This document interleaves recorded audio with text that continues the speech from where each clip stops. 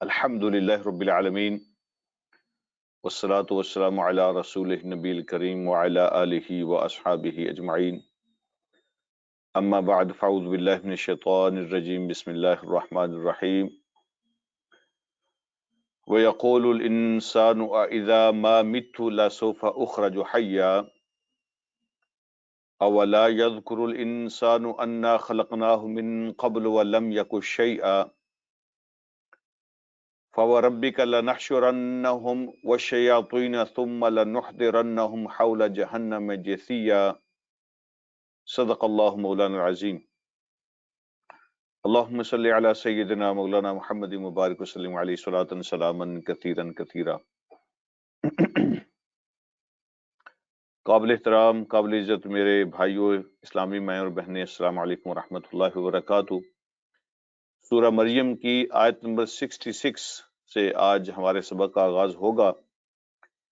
آج کا سبق جو ہے وہ موسٹلی آخرت کے بارے میں، قیامت کے بارے میں، مرنے کے بعد اٹھنے کے بارے میں، یہ جو تصور اور کانسیپٹ ہے اس کے حوالے سے ہے۔ ان کے کچھ اعتراضات کا جواب بھی ہے، اور آخرت پر ایمان، مرنے کے بعد اٹھنے پر ایمان، اکاؤنٹیبلٹی، یہ جو اسلام تصور پیش کرتا ہے تو اللہ رب العالمین نے اس کو یہاں ڈسکس فرمایا ہے۔ اللہ رب العالمین نے ارشاد فرماتے ہیں، آج کا رکوع زیادہ لمبا بھی نہیں ہے، اور تقریباً آپ یوں سمجھیں کہ ٹاپک بھی ایک ہی ہے پورے رکوع کے اندر، تو بات سمجھنے میں کوئی مسئلہ نہیں ہونا چاہیے۔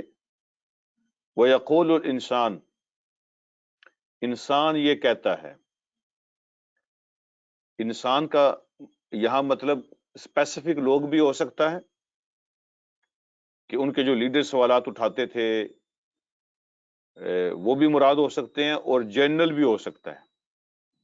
ڈس بلیور جو یہ سوال اٹھاتے ہیں وہ کسی بھی زمانے کے ہوں اور وہ کوئی بھی ہو، سارے اس سے مراد ہیں۔ وَيَقُولُ الْإِنسان، انسان یہ کہتا ہے، اِذَا مَا مِتُّ، کہ جب میں مر جاؤں گا، لَسَوْفَ أُخْرَجُ حَيًّا، تو پھر ان قریب تھوڑے وقت کے بعد میں زندہ کر کے اٹھایا جاؤں گا۔ تو یہ اس کے نزدیک بڑا عجیب ہے، اور وہ اس کو سمجھ نہیں پا رہا، اس پہ وہ اعتراض کر رہا ہے۔ انسان یہ کہہ رہا ہے کہ کیا میں جب مر جاؤں گا تو پھر کچھ وقت کے بعد مجھے زندہ کر کے اٹھایا جائے گا، مجھے زندہ نکالا جائے گا دوبارہ؟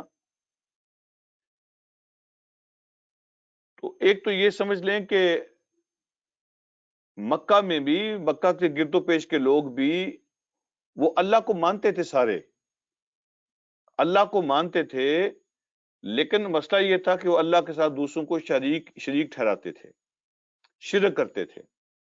یعنی بڑا رب، پیدا کرنے والا، کائنات کا مالک، وہ اللہ کو مانتے تھے لیکن اکیلا نہیں مانتے تھے۔ ایک مسئلہ ان کا یہ تھا۔ دوسرا اس کا مسئلہ یہ تھا ان کا کہ مرنے کے بعد اٹھنے کو نہیں مانتے تھے۔ وہ کہتے تھے کیسے ہوگا یہ، جب بندے مر کے مٹی ہو جائیں گے، ختم ہو جائیں گے، تو دوبارہ کیسے ہوگا؟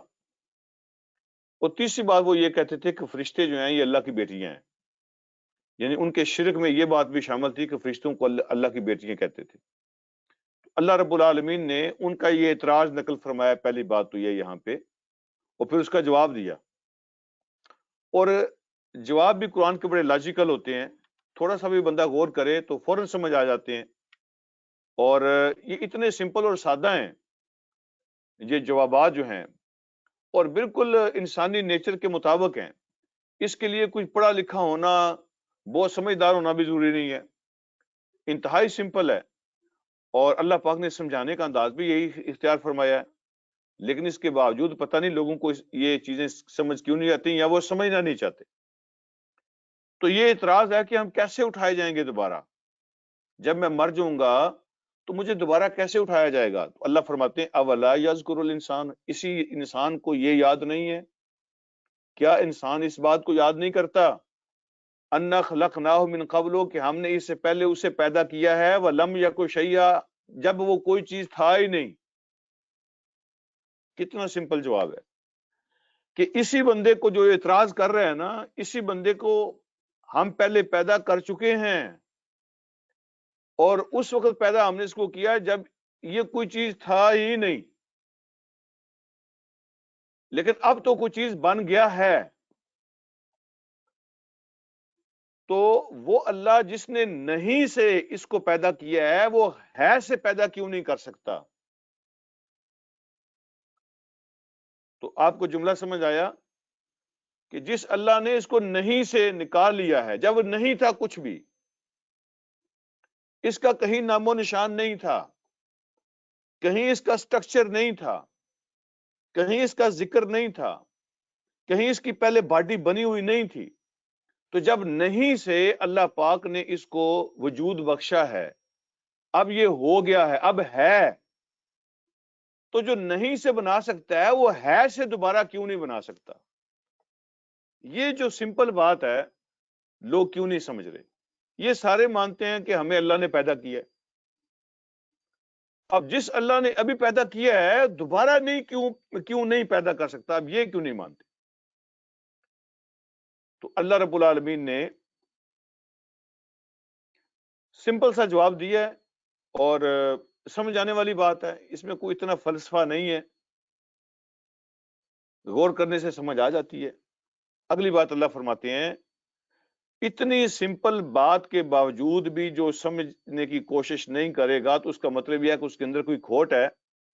اللہ فرماتے ہیں فوا رب کا، تو پھر تیرے رب کی قسم، تیرے رب کی قسم، لَنَحْشُرَنَّهُمْ، ہم ان سب کو بھی اکٹھا کریں گے ضرور، ان سب کو بھی ہم لے کے آئیں گے،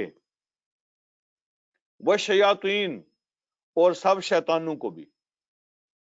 شیطان کا مطلب یہاں پہ وہ شیطان ہیں جو لوگوں کو گمراہ کرتے ہیں، اور شیطان کا مطلب یہاں شیطانی ذہن والے لیڈر بھی ہیں جو لوگوں کو اس طرف جانے نہیں دیتے۔ تو اللہ رب العالمین نے ان گمراہ کرنے والے لیڈروں کو بھی شیطان کہا ہے قرآن میں کئی جگہوں پر۔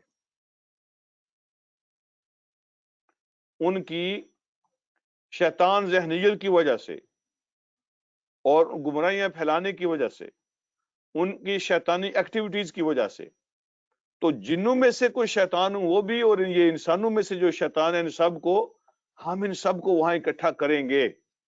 اور یہ بات اللہ رب العالمین نے قسم اٹھا کے فرمائی ہے۔ فرمایا فوا ربی کا، تیرے رب کی قسم، لَنَحْشُرَنَّهُمْ، ان کو بھی اکٹھا کریں گے، وَالشَّيَاطِينَ، اور سارے شیطانوں کو بھی اکٹھا کریں گے، ثُمَّ لَنُحْضِرَنَّهُمْ، پھر ہم ان کو حاضر کریں گے، پیش کریں گے، حول جہنم، جہنم کے ارد گرد، جثین، جثین کا معنی ہے سر جھکائے گھٹنے ٹیکے ہوئے، سر جھکائے گھٹنے ٹیکے ہوئے، جیسے بندہ نیچے گرا ہوا ہوتا ہے نا۔ اگر آپ نے، چلو شاید پرانے زمانے کی آپ کو نہ پتا ہو، لیکن کچھ سین آپ نے دیکھے ہوں گے ارطغرل ڈرامے کے اندر، جن لوگوں نے ارطغرل یا عثمان، کورلس عثمان دیکھا ہے، یا ٹرکش کے جو ہسٹوریکل ڈرامے آج کل وہ پیش کر رہے ہیں، اگر آپ نے کچھ دیکھے ہوں، تو جب کسی دشمن کو پکڑ کے لایا جاتا ہے نا، تو اس کو پھر سردار کے سامنے پیش کیا جاتا ہے، تو کیسے اس کو گھٹنوں کے بل گرایا جاتا ہے، اس کو نظر اٹھا کے دیکھنے کی اجازت نہیں ہوتی، اس کی گردن پہ مارتے ہیں، کہتے ہیں نیچے دیکھو، نظر اٹھا کے دیکھنے کی اجازت نہیں ہوتی، سر بھی جھکانا ہوتا ہے، گھٹنوں کے بل سر جھکا کے بیٹھنا ہوتا ہے، اور اس کو یہ بھی شاید نہیں پتا ہوتا کہ مجھے مارنے والا یا ابھی جو مجھے قتل کرنے والا ہے وہ کس چیز کے ساتھ قتل کر رہا ہے، کیونکہ وہ اوپر دیکھ نہیں سکتا، ایسے سچویشن ہوتی ہے۔ تو جیسین یہ وہ سچویشن ہے۔ تو اللہ فرما رہے ہیں کہ پھر ہم ان کو جہنم کے ارد گرد اکٹھا کریں گے، ایک تو یہ کہ دوزخ کو دیکھیں گے حقیقت میں اپنی آنکھوں کے سامنے، ریئلٹی کے طور پر، تو ان کو احساس ہوگا کہ اس چیز کو تو ہم ساری زندگی جھٹلاتے رہے ہیں، اب یہ اتنی بڑی حقیقت ہمارے سامنے ہے۔ اور پھر اللہ فرماتے ہیں کہ ان کو گھٹنوں کے بل گردن جھکائے ہوئے وہاں جہنم ارد گرد ہم اکٹھا کریں گے، پیش کریں گے وہاں پہ۔ اچھا جی، اگلی بات، پھر اللہ کریم ارشاد فرماتے ہیں ثم لننزعن من كل شیعۃ، پھر ہم نکالیں گے. ننزعن کا معنی ہوتا ہے کھینچ کے نکالنا، جیسے گریبان سے پکڑ کے یا پیشانی کے بالوں سے پکڑ کے کسی کو کھینچا جاتا ہے نا، اس کو کہتے ہیں نزع. ثم لننزعن من كل شیعۃ، یہ جو کسی کے مرنے کا وقت ہوتا ہے نا، اس کو بھی وقت نزع کہتے ہیں. نزع کا وقت آ گیا ہے، تو وہ بھی نزع کا وقت اس لیے کہتے ہیں کہ جو فرشتہ ہوتا ہے وہ روح کو کھینچ کے نکالتا ہے. جو گنہگار آدمی کی روح ہوتی ہے نا، وہ چھپتی پھرتی ہے باڈی کے اندر، تو فرشتہ اس کو کھینچ کے نکالتا ہے، تو اس لیے اس کو نزع کا وقت کہتے ہیں، وہ روح کو کھینچتا ہے. تو اللہ رب العالمین فرماتے ہیں ثم لننزعن، پھر ہم ان کو کھینچ کے نکالیں گے، من کل شیعۃ، ہر گروپ میں سے، ہر گروپ میں سے ہم ایسے توہین امیز طریقے سے ان کو کھینچ کے نکالیں گے. تو ایہم اشد علی الرحمن عتیا، وہ سارے لوگ جو رحمان کے مقابلے میں سرکشی کرنے میں اپنے آپ کو بڑا پیش کر رہے تھے نا. اشد کا معنی ہے شدید، شدید. ان میں سے کون ہے جو رحمان کے مقابلے میں سخت دشمن بنے ہوئے تھے، سرکشی کر رہے تھے، ان کو ہم کھینچ کے نکالیں گے ہر گروہ میں سے. ان سب کو اور شیطانوں کو جہنم کے گرد ہم اکٹھا کریں گے، گردن جھکائے، گھٹنے ٹیکے، اور پھر ہم ہر گروہ میں سے ان کو نکالیں گے جو رحمان کے مقابلے میں بڑے سخت دشمن بنے ہوئے تھے. پھر اللہ فرماتے ہیں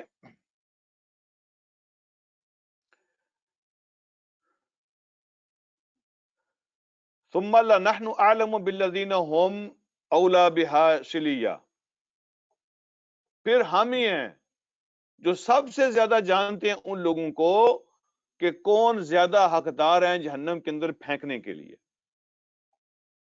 سلیل کا معنی ہوتا ہے پھینک دینا. تو ہم سب سے زیادہ جاننے والے ہیں، ہم ہی ہیں جو سب سے زیادہ جاننے والے ہیں ان لوگوں کے بارے میں کہ ان میں سے کون ہے جو سب سے زیادہ حقدار ہے کہ اس کو جہنم کے اندر گھسیٹ کے پھینک دیا جائے. تو یہ جو لفظ ہے نا کہ ہم ہی زیادہ جاننے والے ہیں، تو اس کا مطلب یہ ہے کہ ہمیں کسی اور سے نہیں پوچھنا پڑتا، ہم کسی جج کو نہیں بلائیں گے، کسی فرشتے کو نہیں بلائیں گے، ہمیں اس کی ضرورت نہیں پڑے گی کہ بھائی اس کی فائل لے کے آؤ، اس کا ریکارڈ لے کے آؤ. اگرچہ اللہ انصاف کے سارے تقاضے پورے کریں گے، اس آدمی کی تسلی کے لیے اللہ رب العالمین کئی اس کی گواہیاں وہاں پیش کریں گے. اس کا اعمال نامہ بھی گواہی ہوگا، فرشتے بھی گواہی دیں گے، اس کے جسم کے اعضاء بھی گواہی دیں گے، زمین بھی گواہی دے گی، ساری گواہیاں ہوں گی. لیکن اللہ فرماتے ہیں کہ ہمیں گواہیوں کی ضرورت نہیں پڑے گی، ہمیں کسی کورٹ کے پیپر نہیں چاہیے، ہمیں اس کی فائل نہیں چاہیے، ہمیں اس کا ریکارڈ نہیں منگوانا پڑتا. پھر اللہ کہتے ہیں ہم زیادہ بہتر جانتے ہیں، سب سے زیادہ ہم ہی جانتے ہیں کہ ان میں سے کون ہے جو جہنم کے اندر گھسیٹ کے پھینک دینے کا زیادہ حقدار ہے.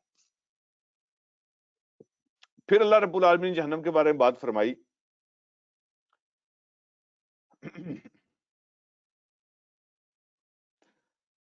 اللہ رب العالمین شاہ فرماتے ہیں وَإِن مِّنكُمْ إِلَّا وَارِدُهَا، وَإِن مِّنكُمْ إِلَّا وَارِدُهَا، ان میں سے ہر کسی، کوئی ایسا نہیں ہوگا ان میں سے مگر اس کو اس پہ وارد ہونا پڑے گا. ان میں سے کوئی ایسا نہیں ہوگا کہ اس کو عبور کرنا پڑے گا. دوزخ کی بات ہو رہی ہے.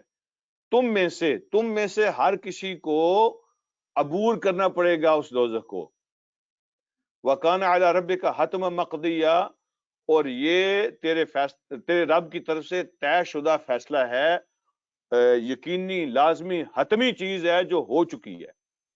حتمن یہ لازمی ہے، مقضیًا اس کا فیصلہ ہو چکا ہے کہ تم میں سے ہر کسی کو وہ عبور کرنا پڑے گا اس کو.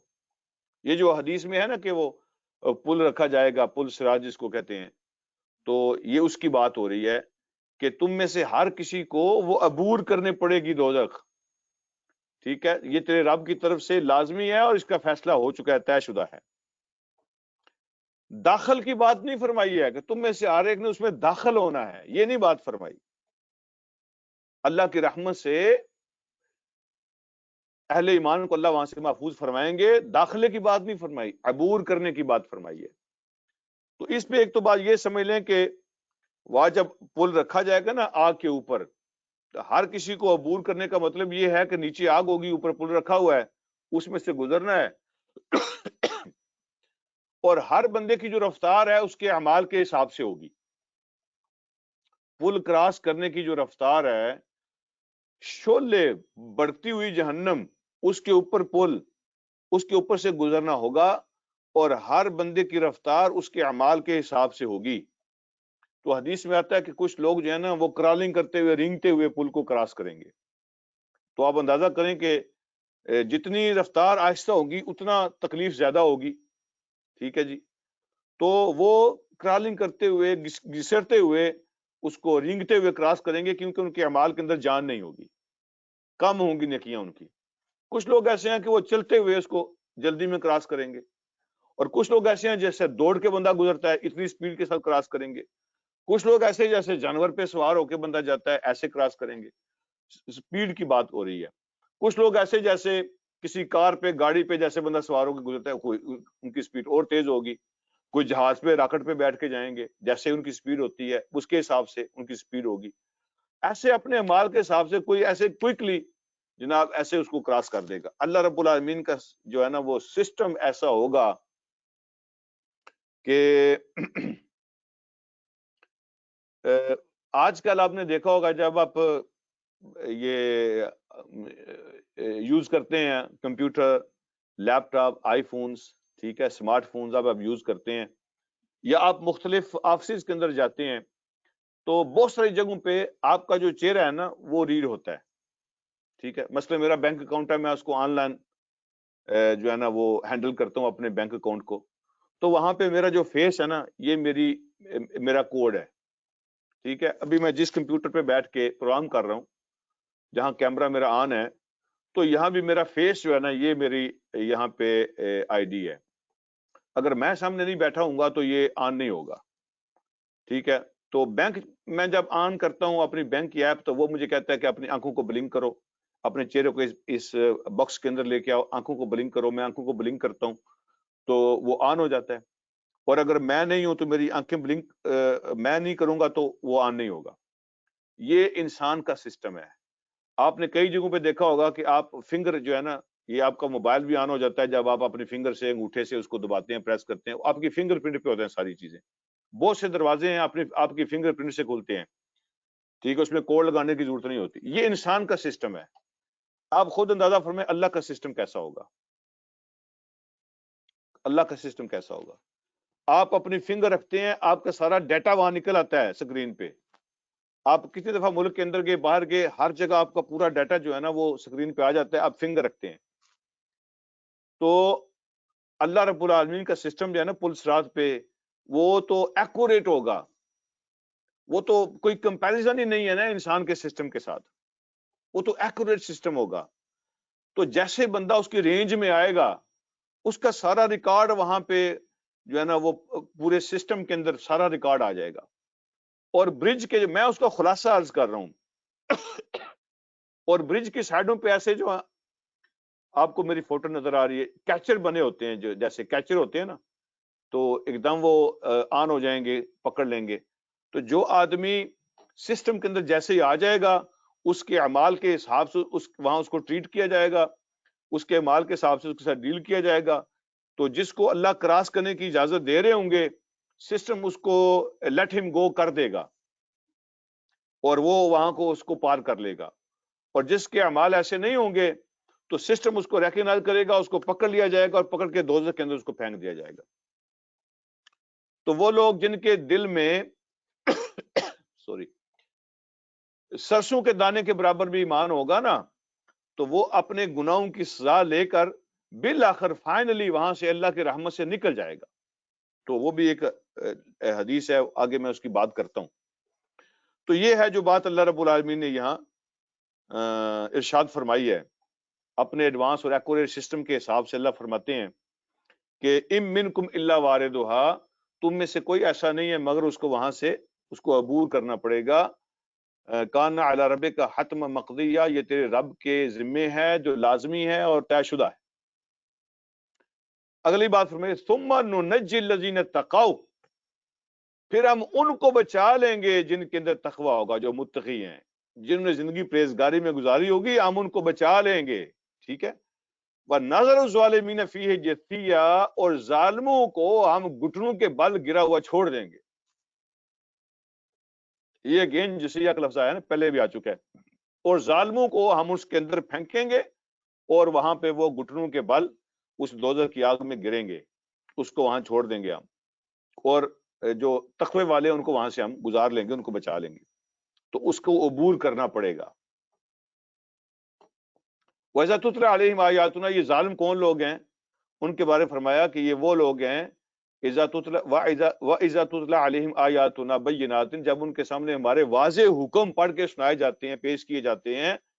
قال الذین کافروا، تو کافر کہتے ہیں، للذین آمنوا، ایمان والوں سے کافر کہتے ہیں، ان کو تانے مارتے ہیں کہ تم کہتے ہو ہم کامیاب ہیں، ہمارا رب ہمارے ساتھ ہے، اس کی رحمت ہمارے ساتھ ہے، تو ہم اپنے رب کو ماننے والے ہیں، اس کی باتوں پہ ہم ایمان لے آئے ہیں، ہم رب سے باتیں کرتے ہیں تو وہ ہم پہ بڑا راضی ہے، یہ ہے وہ ہے. تو جب تم ایسی باتیں کرتے ہو تو اگلی بات جو ہے نا وہ تانا دیں گے، اور کیا کہیں گے؟ تو کافر لوگ کہیں گے ایمان والوں سے، ای الفریقین خیر مقاما، آؤ دیکھو چیک کرو کہ دونوں گروہوں میں سے، یعنی ہم میں اور تم میں، ای الفریقین، دونوں فریقین میں سے کون ہے خیر مقاما، جس کا مقام اعلیٰ ہے، بہتر ہے، سٹیٹس. دنیا میں ہمارا سٹیٹس دیکھو اور اپنا دیکھو، کہتے ہو اللہ ہمارے ساتھ ہے اور ہم اللہ پر ایمان لانے والے ہیں. تو کس کا سٹیٹس بہتر ہے، مقام کس کا اچھا ہے؟ وہ احسن ندیہ، اور کس کی مجلسیں عمدہ ہیں. ہماری بیٹھکیں دیکھو، ہماری ویلیاں دیکھو، ہمارے کاروبار دیکھو، ہمارے بزنس دیکھو اور اپنا آپ دیکھو، ٹھیک ہے، ہمارے محلات دیکھو اور اپنے دیکھو، ہمارا سوشل سٹیٹس دیکھو اور اپنا دیکھو، اور تم کہتے ہو ہم اللہ پر ایمان لانے والے ہیں. وہ تانے مارتے تھے.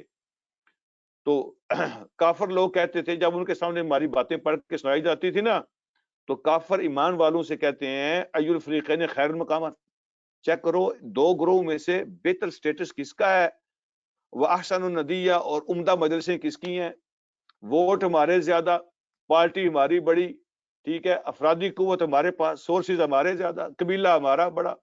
تو تمہارے پاس ہے کیا؟ کدھر ہے تمہارا رب؟ اللہ نے اس کا جواب دیا، وَكَمْ أَهْلَكْنَا قَبْلَهُم مِّن قَرْنٍ، کتنے لوگ ہیں، کتنی امتیں ہیں جن کو ہم نے ان سے پہلے ہلاک کیا.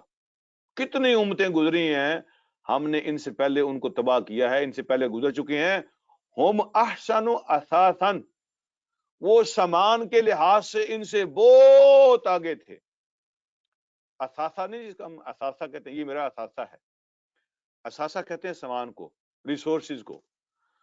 تو ساز و سامان کے اعتبار سے، فائنانس کے اعتبار سے، قوت طاقت کے اعتبار سے وہ ان سے بہت آگے تھے.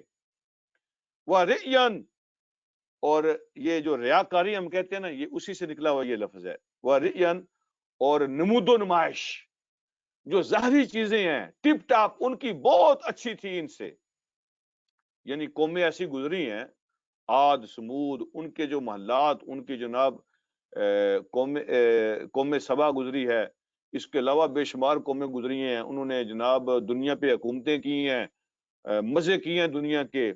تو ٹپ ٹاپ کے حساب سے بھی، نمود و نمائش کے حساب سے بھی، اور ساز و سامان کے حساب سے بھی وہ تو ان سے بہت آگے تھے. یہ مکے والے تو کچھ بھی نہیں ہے. تو ہم نے کتنے لوگوں کو تباہ کیا، ان کا مال اسباب ان کو بچا نہیں سکا، ان کی مدد سے ان کی پارٹی، ان کے ووٹ ان کو بچا نہیں سکے. تو یہ ظالم اتنا نہیں جانتے کہ ہم نے کتنی قوموں کو پہلے برباد کیا. یہ مال نہیں ہے جس کو دیکھ کے فیصلہ ہوگا کہ کون اچھا ہے اور کون برا ہے.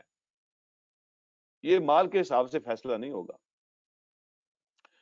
تو اگلی بات اللہ رب العالمین فرماتے ہیں، قل من کان فی الضلالہ، اے نبی ان کو بتا دیں کہ وہ جو گمراہی میں پڑا ہوا ہے، فَلْيَمْدُدْ لَهُ الرَّحْمَٰنُ مَدًّا، تو اللہ کا طریقہ یہ ہے، اللہ کی سکیم ہوتی ہے اپنی، تو اللہ اپنی سکیم کے مطابق چلتے ہیں اور معاملات کو چلاتے ہیں. سکیم کیا ہے کہ جو گمراہی میں پڑ جاتا ہے، فَلْيَمْدُدْ لَهُ الرَّحْمَٰنُ مَدًّا، تو اللہ اس کی رسی کو ڈھیلا کر دیتے ہیں، ان کو مہلت دے دیتے ہیں. ٹھیک ہے، یمدد، امداد، مد کا معنی ہوتا ہے کھینچنا. ایک لفظ آپ استعمال کرتے ہیں نا، اس لفظ پہ مد کرنی ہے. تو مد کا معنی ہوتا ہے کھینچنا، لمبا کرنا.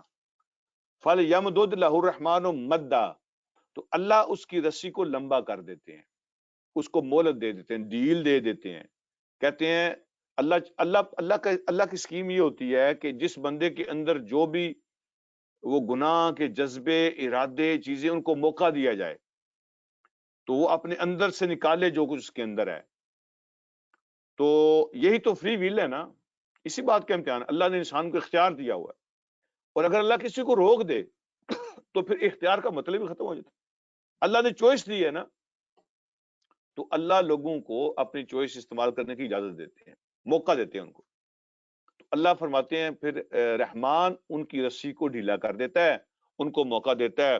حتی اذا رأوا ما یوعدون، یہاں تک کہ جب اس چیز کو وہ دیکھ لیں جس کا ان سے وعدہ کیا گیا ہے کہ بھائی اینڈ ہوگا، دوزخ جنت ہے، جزا و سزا ہے، وہ ساری چیزیں، وہ یہاں تک کہ جب وہ دیکھ لیں جس کا ان سے وعدہ کیا گیا ہے یا جس سے ان کو ڈرایا گیا ہے. اما العذاب و اما الساعہ، تو پھر یا تو ان کے لیے عذاب ہوگا، ٹھیک ہے، یا پھر قیامت کے لیے ان کے لیے، یا دنیا میں عذاب ہو جائے گا اہل ایمان کے ہاتھوں، یا اللہ کی طرف سے آفتیں آ جائیں گے، اللہ کی طرف سے عذاب آ جائیں گے. تو دو صورتیں ہوتی ہیں، اللہ ان کو مہلت دیتا ہے، اور جب وہ لمٹ آ جاتی ہے جس سے ان کو ڈرایا جاتا ہے کہ بھائی ایک ریڈ لائن ہے، اس کو کراس کرو گے تو پھر اللہ کی پکڑ میں آ جاؤ گے. تو جب وہ ریڈ لائن کو کراس کرتے ہیں تو پھر اللہ دو طرح کے معاملات فرماتے ہیں. ایک یہ کہ دنیا میں ہی اللہ اس پہ عذاب بھیج دیتے ہیں، اللہ کی پکڑ میں آ جاتے ہیں. اور کچھ ایسے بھی ہوتے ہیں کہ اللہ ان کو دنیا میں نہیں چھیڑتے، کھل کے کھیلنے کا موقع دیتے ہیں. وَإِمَّا السَّاعَةُ، تو پھر وہ قیامت کے دن پکڑے جاتے ہیں، اس کا حساب پھر قیامت کو ہوتا ہے. تو یہ دونوں طریقوں سے اللہ رب العالمین اپنا حساب برابر کرتے ہیں. کچھ لوگوں کی پکڑ تو دنیا میں ہو جاتی ہے، اور کچھ لوگوں کی پکڑ پھر قیامت کے دن جا کے ہو جاتی ہے. تو پھر اللہ رب العالمین فرماتے ہیں فَسَيَعْلَمُونَ، تو ان قریب ان کو پتہ چل جائے گا، من ہوا شر مکانن و اضعف جندا. آج وہ کہہ رہے ہیں نا کہ اسٹیٹس ہمارا بڑا، ٹھیک ہے، اور روب ہمارا زیادہ، سامان ہمارے پاس زیادہ، لشکر ہمارے زیادہ، ووٹ ہمارے زیادہ، طاقت ہماری زیادہ، ٹینک ہمارے پاس زیادہ، توپے ہمارے پاس زیادہ، انرجی ہمارے پاس، پاور ہمارے پاس زیادہ. وہ یہ ساری جو ہے نا پاور ہمیں دکھاتے ہیں. اللہ فرماتے ہیں فَسَيَعْلَمُونَ مَنْ هُوَ شَرٌ مَكَانًا، ان قریب ان کو پتہ چل جائے گا کہ کون ہے جس کی جگہ بہت بری ہے، کون ہے جو بری جگہ پہ کھڑا ہے اور برے ٹھکانے میں ہے. وہ اضعف جندہ، اور کون ہے جس کے لشکر بہت کمزور ہیں، سب سے کمزور ہیں. اور کون ہے جس کی کوئی طاقت ہے ہی نہیں، کوئی لشکر وشکر نہیں ہے، جس کو دنیا میں بڑی اپنی طاقتیں سمجھ دیتے نا، وہ نظر نہیں ہے ان کو آئیں گی، وہ اڑ جائیں گی خاک کی طرح. تو ان قریب ان کو پتہ چل جائے گا کہ سٹیٹس کس کا برا اور کس کا اچھا، شر مکانن کا معنی وَأَضْعَفُ جُنْدًا، اور ان قریب ان کو پتہ چلے گا کہ سب سے کمزور لشکر کس کے ہیں، جن پہ بڑا ان کو ناز ہے اور بڑی یہ تانے دیتے ہیں. ان کو پتہ چل جائے گا کہ وہ کس پانی میں ہے، کتنے پانی میں ہے. تو اگلی بات اللہ فرماتے ہیں وَيَزِيدُ اللَّهُ الَّذِينَ اهْتَدَوْا، اور اللہ زیادہ دیتا ہے ان کو جو ہدایت کا راستہ اختیار کرتے ہیں، ہدن، ہدایت. اللہ ان لوگوں کو جو ہدایت کے راستے پہ چلتے ہیں زیادہ ہدایت دیتا ہے، ہدایت میں اضافہ فرماتا ہے. معنی یہ ہے وَيَزِيدُ اللَّهُ ہدن، اصل میں یہ ہے. تو ہدن جو ہے نا اس کے ساتھ آپ لگائیں، وَيَزِيدُ اللَّهُ ہدن، اللہ ان کو اور زیادہ ہدایت دیتا ہے، ہدایت میں اضافہ کرتا ہے. الَّذِينَ اهْتَدَوْا، وہ لوگ جو ہدایت کے راستے پہ چل پڑتے ہیں، جو ہدایت کے راستے پہ چلتے ہیں، اللہ ان کا ہاتھ پکڑتا ہے، ان کو ان کی ہدایت میں اضافہ کرتا ہے. تو یہ جو بندے کا ایمان ہوتا ہے نا وہ کم یا زیادہ ہوتا رہتا ہے، اعمال کے حساب سے، اس کے جذبات کے حساب سے بندے کا ایمان اوپر نیچے جاتا رہتا ہے، کم زیادہ ہوتا ہے. تو اللہ فرماتے ہیں جو ہدایت کے راستے پہ چلتے ہیں ہم ان کو زیادہ ہدایت دیتے ہیں. والباقیات الصالحات خیر عند ربک ثوابا وخیر مردا، اور جو باقیات الصالحات ہیں، نیکیاں جو اللہ کے لیے بندہ جمع کرتا ہے، اکٹھی کرتا ہے، وہ باقی رہتی ہیں. نیک اعمال جو باقی ہوں گے، خیر عند ربک ثوابا، وہی بہتر ہے تیرے رب کے پاس ثواب کے لحاظ سے، وہ خیر مردا، اور انجام کے لحاظ سے. انجام کے لحاظ سے چیزیں وہ اچھی ہوتی ہیں جن کا اینڈ اچھا ہوتا ہے، جن کا ریزلٹ اچھا ہوتا ہے. کام وہ اچھا ہوتا ہے جس کا ریزلٹ اچھا ہوتا ہے. ٹھیک ہے. اللہ فرماتے ہیں کہ وہ نیکیاں جو باقی رہنے والی ہیں ثواب کے لحاظ سے بھی وہی اچھی ہیں اور ریزلٹ کے لحاظ سے بھی انہی کا ریزلٹ زیادہ اچھا ہے. تو وہی ہیں جو اصل چیزیں ہیں. افرأیت الذی کفر بآیاتنا، کیا تم نے کبھی غور کیا اس آدمی پر؟ رائتہ کا معنی دیکھنا ہوتا ہے اور دیکھنے کا معنی غور کر. کیا تم نے کبھی دیکھا؟ اور دیکھنے کا معنی غور بھی. کبھی اس آدمی کی حالت پہ غور کیا؟ الذی کفر بآیاتنا، جس نے ہماری آیتوں کا کفر کیا. پھر فرمایا وقال لأوتین مالا وولدا، تو کہنے لگا کہ وہاں بھی قیامت کے دن بھی، اور میری یہاں دنیا میں جیسے ٹھاٹ باٹ ہے نا، تو وہاں قیامت کے دن بھی میرے پاس ہی مال زیادہ ہوگا اور میرا ایک قبیلہ بڑا ہوگا اور میری اولاد ہی زیادہ ہوگی. یہ سارے ٹھاٹ باٹ وہاں بھی مجھے میسر ہوں گے. کیا تم نے اس آدمی کی حالت پہ کبھی غور کیا جس نے ہماری باتوں کا کفر کیا اور کہتا ہے کہ ان قریب وہ وقت آئے گا کہ وہاں پر بھی میں موج میں ہی ہوں گا اور ادھر بھی میرے بندے، میرے قبیلے، میرے ووٹ زیادہ ہوں گے. اللہ رب العالمین ارشاد فرماتے ہیں کہ اس ظالم آدمی سے پوچھو، اس ظالم آدمی سے پوچھو اطلع الغیب، کیا اس نے غیب کی خبریں پا لی ہیں؟ کیا غیب کی اطلاع اس کو حاصل ہو گئی ہے؟ کل کیا ہونا ہے کیا اس کو آج پتہ چل گیا کہ کل کیا ہونا ہے؟ اطلع الغیب، کیا اس نے غیب کی اطلاع پا لی ہے؟ آگے کا سین اس کو ابھی پتہ چل گیا ہے اس کے ساتھ کیا ہونا ہے؟ ام اتخذ عند الرحمن عہدا، یا اس نے رحمان کے ساتھ کوئی اگریمنٹ کر لی ہے؟ تو اللہ کہتے ہیں اس سے پوچھو تو صحیح جو کہتا ہے کہ کل بھی میرے ٹھاٹ ہوں گے اور کل بھی میرا یہ ہوگا، کل بھی میرا وہ ہوگا. تو کیا اس کو غیب کی خبریں اس کے پاس آ گئی ہیں یا اس نے اللہ کے ساتھ کوئی اگریمنٹ کیا ہوا ہے؟ تو یہ بھی ایک سٹائل ہے جواب دینے کا. جیسے ہم بھی بعض اوقات یہ اس کو کہتے ہیں الزامی جواب، کسی کا منہ بند کر دیا. تو جب اس نے کہا نا کہ میرے پاس وہاں بھی یہ ہوگا تو وہاں بھی یہ ہوگا تو ہم ٹھاٹ میں ہوں گے، تو اللہ فرماتے ہیں اس سے پوچھو کہ کیا غیب کی خبریں آ گئی اس کے پاس؟ ٹھیک ہے. یا اس نے اللہ کے ساتھ کوئی اگریمنٹ کر لیا ہے؟ ایویں ہی خام خواہ، کلا ایسا ہرگز نہیں ہوگا. سنکتب ما یقول، ہم لکھ رہے ہیں جو یہ بکواس کر رہا ہے، ہم لکھ رہے ہیں جو کچھ یہ کہہ رہے ہیں. وَنَمُدُّ لَهُ مِنَ الْعَذَابِ مَدًّا، اور ہم بڑھاتے بڑھاتے اس کے عذاب میں اور اضافہ کرتے چلے جائیں گے. ہم اس کے عذاب میں یہ ساری چیزیں لکھ رہے ہیں اور جتنے یہ بکواس کرتا جاتا ہے نا اس کے عذاب میں اضافہ ہوتا جاتا ہے اور ہم اس کے عذاب کو بڑھاتے چلے جائیں گے. تو جتنی باتیں ہیں اللہ کے ہاں لکھی جا رہی ہیں، اور اس طرح کی جو ڈنگے مارنے والے لوگ ہیں تو اللہ کہتے ہیں ہم ہر چیز لکھ رہے ہیں اور ہم چھوڑیں گے نہیں. ریکارڈ تیار ہو رہے ہیں اور ہم ان کے عذاب میں اضافہ کرتے چلے جائیں گے.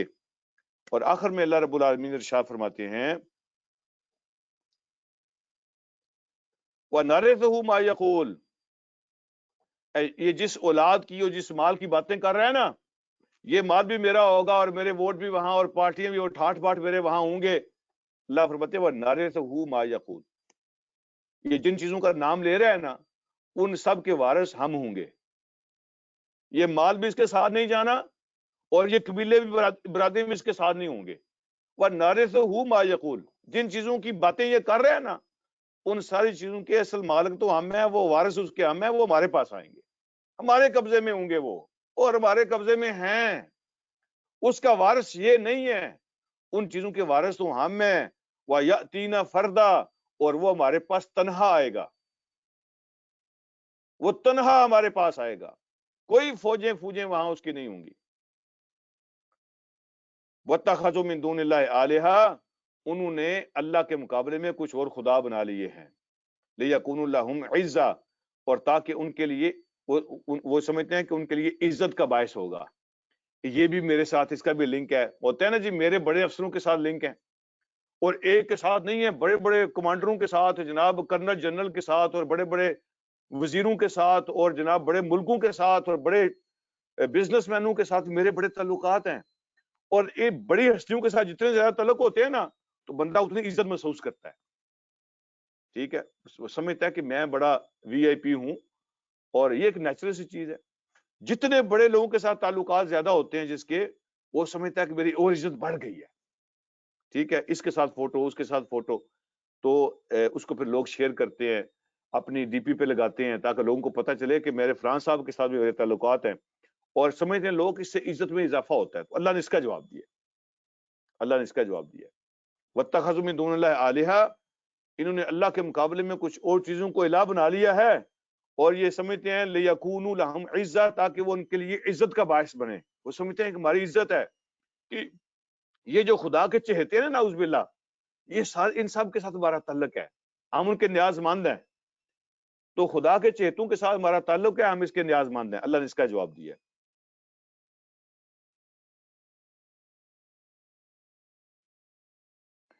کلا، ایسی کوئی بات نہیں ہے، جو یہ سوچ رہے ہیں ایسی کوئی چیز نہیں ہے۔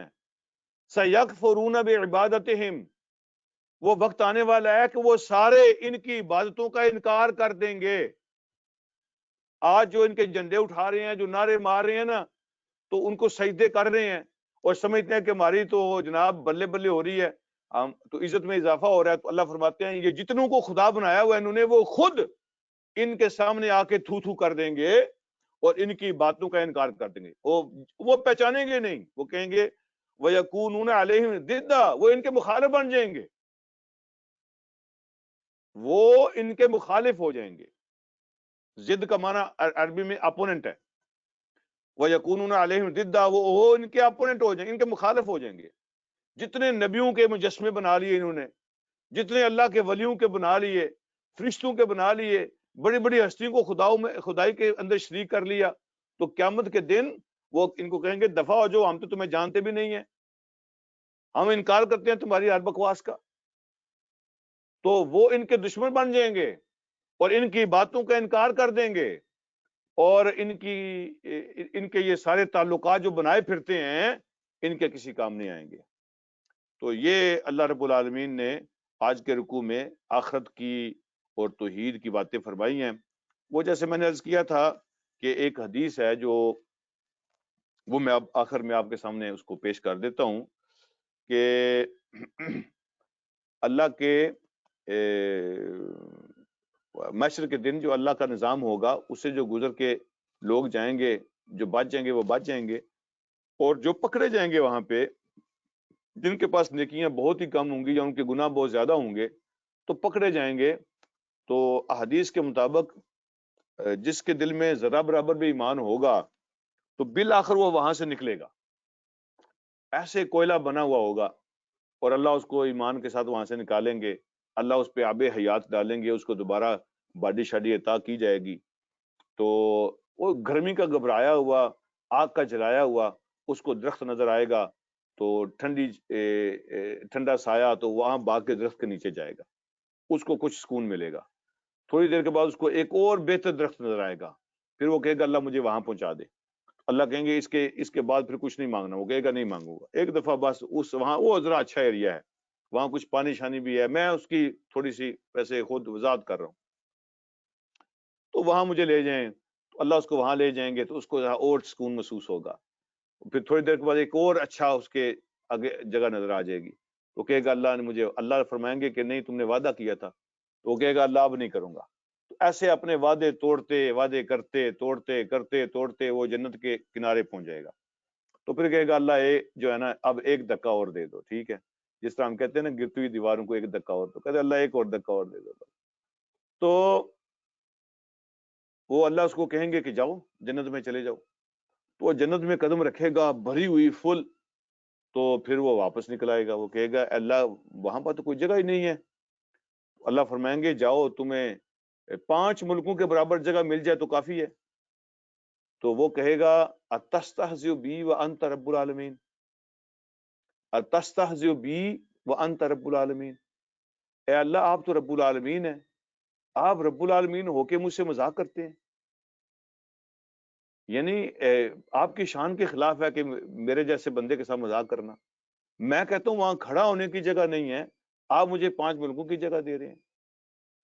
تو اللہ فرمائیں گے چلے جاؤ، میں مذاق نہیں کر رہا ہوں، تمہارے مثلہ و مثلہ و مثلہ و مثلہ، بعض روایات کے الفاظ 10 دفعہ ہیں، ٹھیک ہے، ایک ملک نہیں بلکہ مثلہ و مثلہ و مثلہ و مثلہ 10 ملکوں کے برابر تمہیں جگہ دے دوں گا میں وہاں پہ، چلے جاؤ، تیرے لیے جگہ ہے۔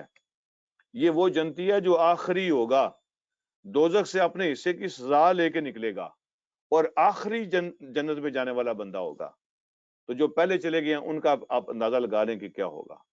اور یہ پھر اللہ فرمائیں گے کہ ہم جنتوں کا ان کو وارث بنا دیں گے، وارث، یعنی تم کرائے پہ نہیں رہ رہے ہو، موج کرو، یہ تمہاری ہیں۔ اللہ اپنے فضل سے عطا کرے گا، لیکن اللہ پھر ان کو اپریشیٹ کرنے کے لیے فرمائیں گے تم اس کے وارث ہو، جاؤ موج کرو۔ تو اللہ رب العالمین ہمیں ان لوگوں میں شامل فرمائے جن کو اللہ بغیر حساب سے کہ اپنے خاص فضل سے اپنی رحمت سے جنت میں داخل فرمائیں گے، اور یہاں اللہ کو راضی کرنے والے کام کرنے کی توفیق عطا فرمائے۔ وآخر دعوانا الحمدللہ رب العالمین۔